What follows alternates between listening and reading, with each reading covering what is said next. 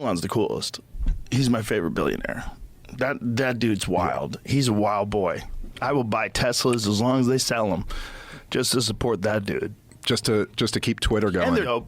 But yeah, just to support him, man. You God damn it, you need an Elon Musk in this world. You need a wild boy. You need a dude who's got $200 billion who dunks on people. Dude, how great was watching him realize in real time how stupid Don Lemon is?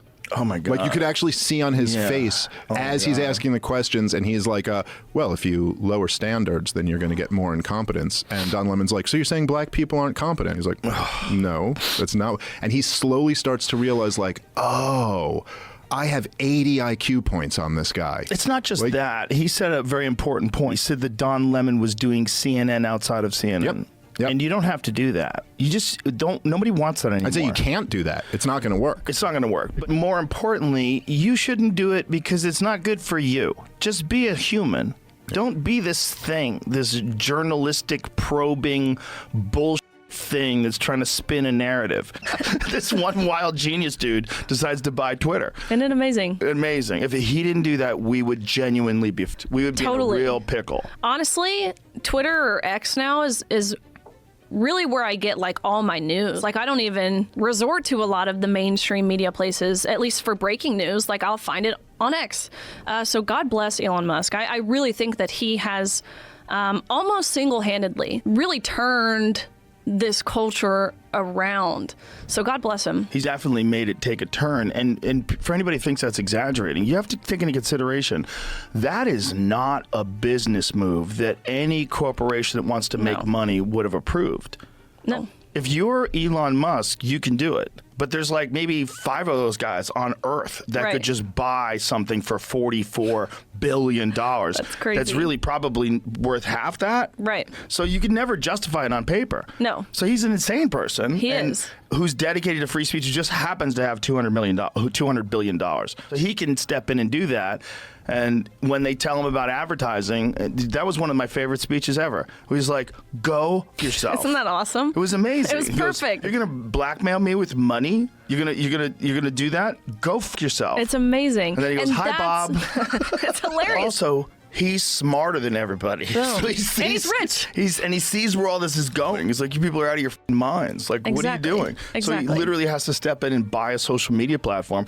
And then upon doing so, they release all these emails to these journalists like Michael Schellenberger and Matt Taibbi. And you find out through all this that they've been in contact with the FBI, and the FBI's been telling them to delete accounts and get rid of posts. And my account was deleted prior to the Elon Musk era, but I was able to make a new account under Elon Musk's Twitter. Yeah, luckily. And it's the only platform that I found where I don't get my videos or posts removed. He goes in, man. It's really interesting to see how political he's gotten, and immediately upon being, because he was the darling of the left and the right. The left, obviously, for the cars, right? Yeah. But the right, because he's a successful businessman, right? Yeah. And the second he takes a position politically, he is chastised, shamed, ridiculed. And even before that, think about it. Everybody was invested in Tesla because the stock was going crazy. So not only are you the darling, you're making me money. Right. I want you to be great. Yeah. Once you're making people money, they don't want to write bad shit about you. Yeah. Especially they got $1 million invested in Tesla. Yeah. I'm not going to ridicule this guy and watch half of my money go away. Yeah. And the second he opened his mouth about politics, and the thing is, he snaps back at people. he goes. Which is crazy. He goes. Bro, he Yeah. dunks on people. Yeah. Which is hilarious. Yeah, but I'm also just like, don't you got some science to do? Get off how Twitter. are you doing this? Yeah. I don't understand how he does any of it. AI, dude. He created another Elon. Maybe he is. Maybe he's AI. But what he's done with Twitter or X is really interesting. I call it Twitter. Yeah, it's hard for me to change. Well, Because it is an X that you made, or is it a tweet? Did you tweet something? it's a tweet. I tweeted it. Yeah, it's Twitter. It's kind of funny, though, because it is X. Yeah, but it's Twitter. But it's Twitter. But like the idea that he is going to uphold this soapbox for free speech, despite having some awful things said, the greater outcome will be, hopefully, a civil society where ideas can permeate freely. He may have very well saved That humanity in some way. I don't know how happy Elon is, but I know he laughs a lot. Like, I've been around that dude a lot, and he's always laughing about it. He's clearly under an extreme amount of pressure. He's clearly a high performer, but he's also seems to be enjoying a lot of it. Did you see his interview recently with Lex? I think it was maybe 4 months ago. No, I didn't. So on that, there's a really interesting point where Lex is asking him basically what it's like to be Elon. Yeah. And Elon says, most people think they would want to be me, but they do not want to be me. My mind is a storm. They don't know. They don't understand. He said that to me too. Yeah. It's apocalyptic and terrifying. We spoke about this last time, Tiger Woods, price that people pay to be the person that you admire. Right. And, you know, Tiger Woods goes through this really difficult period with his father and all the rest of it. And this is the best remedy for envy that I can think of.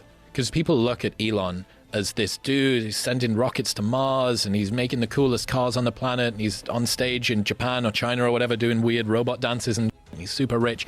You go, you don't know the price that he's had to pay for that. You don't know the internal texture of someone's mind. Your heroes aren't gods. They're just regular people who probably got good at one thing by sacrificing literally everything else. Yeah, he's not a normal guy. You can't be. He's a very, very unusual person. And when you talk to him, you can tell, like in the back of his brain, his mind is just firing. It's just going all. Like I asked him, I'm like, what is it like to be you? Like, what is it like to have all these? He's like, you wouldn't want to be me. Yeah, he's not. He doesn't seem happy. He didn't even know that it wasn't normal until he was like an older kid. And he's like, oh, everybody's not like this? Where you just got ideas just bouncing around your head like laser beams, just constantly go. I mean, the guy's running 3 different companies simultaneously, or 4 different companies simultaneously. I think at a time he was doing like 5 or 6 too. It's something crazy. Insane. It's like buys Twitter, Yeah. posts on it all the time, dunks on people, posts memes, you know, gets people mad at him, and then is also running SpaceX and is also running Tesla and is also running the Boring Company. Like, what the man? It's having similar characteristics of like a degenerate gambler to be that successful in business like that, because you have to be willing to go all in all the time. Well, he's one of the very few people that's like the head of a business like that. That's also, you know, he's an extraordinary human in terms of like the way his mind functions. It's not a normal person. No way. No, you don't get to that level. It's interesting to me that people don't seem to understand the value and importance of a guy like Elon, who's this wild billionaire character who likes to dunk on people. Like that guy being like, did you see that thing that he posted the other day? Because there's one of the guys who was like from Facebook, I believe, said that what Elon is doing is corruption on like an Enron level, I think he compared it to. So Elon posted a photo of a dog laying its balls on another dog's head. And I did not see this. it was like dunking on this dude. I'm like, how wild is this guy? And then someone said, did you really spend $44 billion on Twitter so you can dunk on people? And he writes 100%. He's like, I don't know how he has time for this. I mean, don't get it. I don't understand it. It doesn't make any sense to me. But and he do does. everything else that he's doing. He's a fascinating guy. Yeah. I mean, his brain is a fucking tornado of information just flying around all the time. And I think it helps him to be able to just fuck around and be silly. Yeah. But he was the only one that recognized that there's a real problem if you have the entire narrative being controlled by one ideology through all the social media apps. Yes. And that's what's going on. Exactly. When I talk to Elon Musk, I'm very aware how dumb I am. Really? Yes, when I talk to Lex Friedman, when I talk to But Eric if you Weinstein, talk to Elon about Eric emotions and Weinstein human makes me interaction, uncomfortable. if you talk to Elon about emotions and human interaction, probably you're much smarter than him.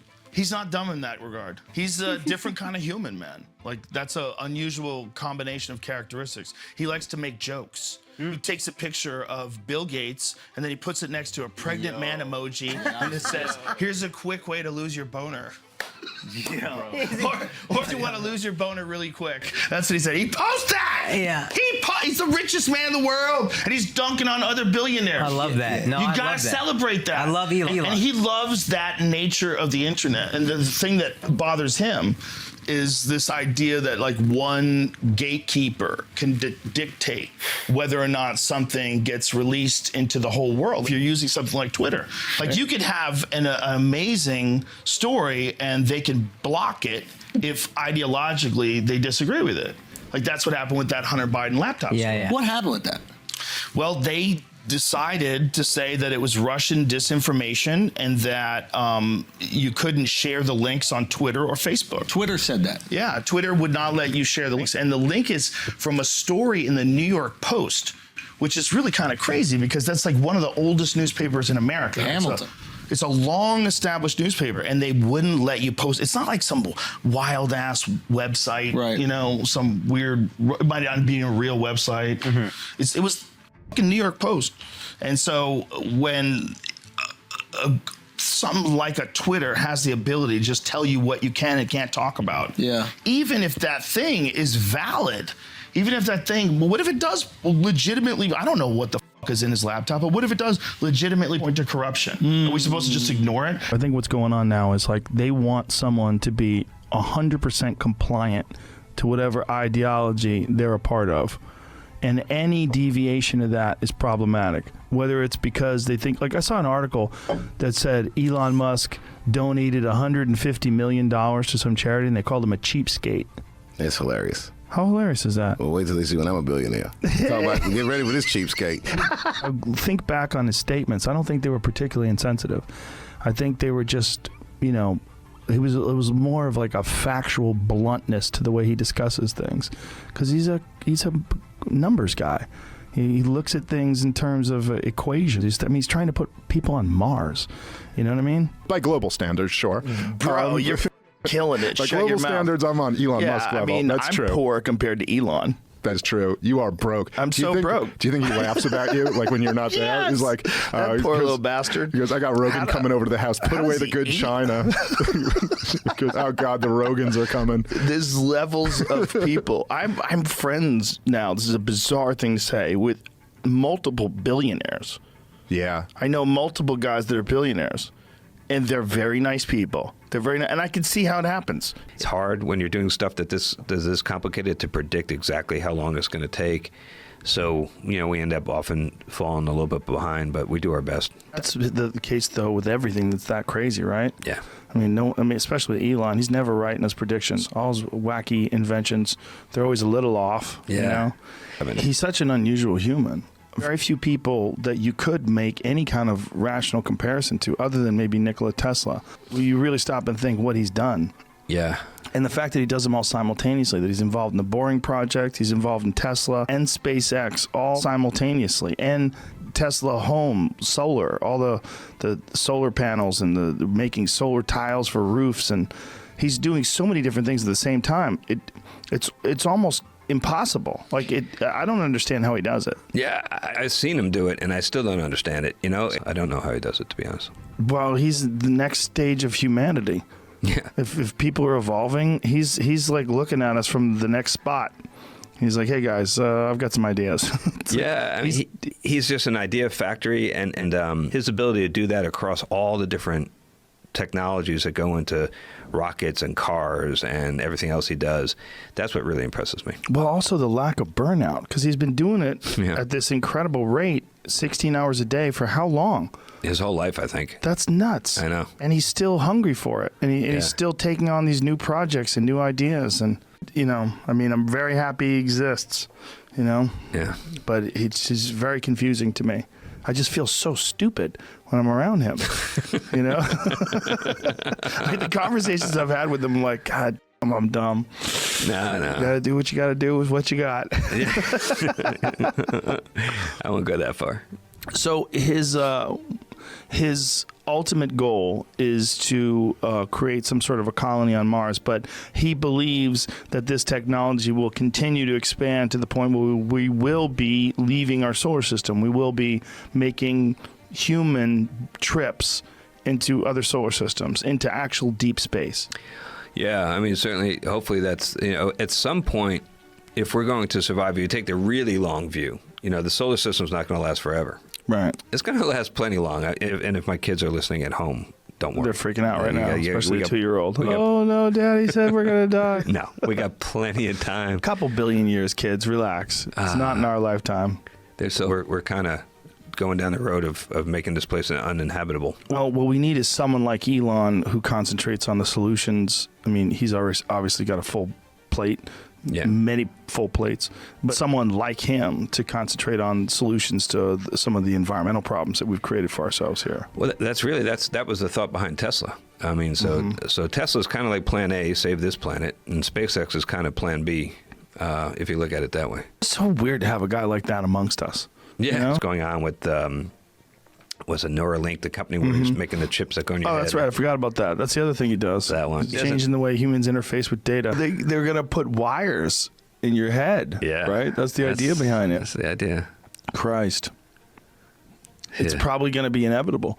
Once it happens, I mean, I don't want to be an early adopter, but once it does happen, and it really does remarkably increase your ability to interface with data, because that's the idea, right? It ramps up the bandwidth in which people can access ideas and information, and it's going to change the way we interface.